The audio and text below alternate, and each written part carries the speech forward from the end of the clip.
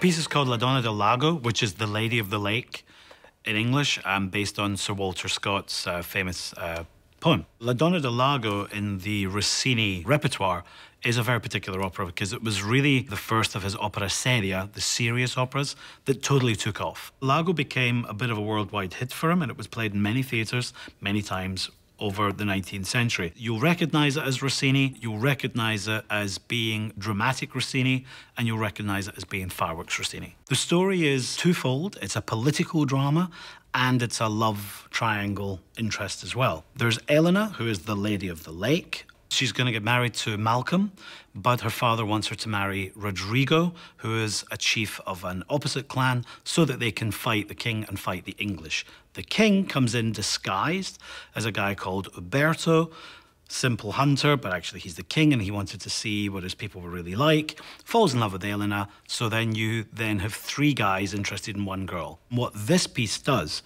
through brilliant vocal means and brilliant vocal drama, is it makes a great showcase for star singers, and we're very lucky to have this led by Joyce Di Donato. The great aria in this opera is Tanti Affetti, right at the end. It's the big showcase aria Rossini wrote, but to bring it to such a moment of tension as Joyce does, of quiet, intimate, beautiful singing, and then let the fireworks go, is amazing.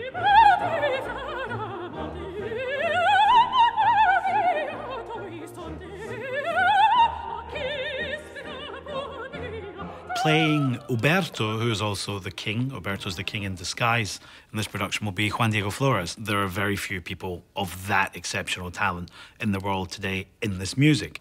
So he quite simply is quite a spectacular creature in this. The set is basically a floor that reflects the Scottish countryside. And that floor can have anything on it. So it can be teeming with people, or it can have trees on it to give us the idea of a grotto or the idea of a forest. It can have banners and sticks on it for a battle scene.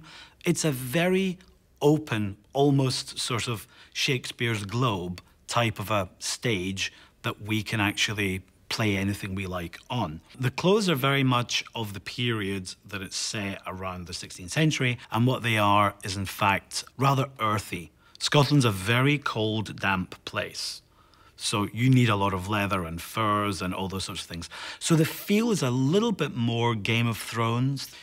When a director takes on an opera of the early 19th century, a romantic opera, early Rossini, Donizetti, Bellini, you take on a huge challenge, because the challenge is, how do I make this come to life?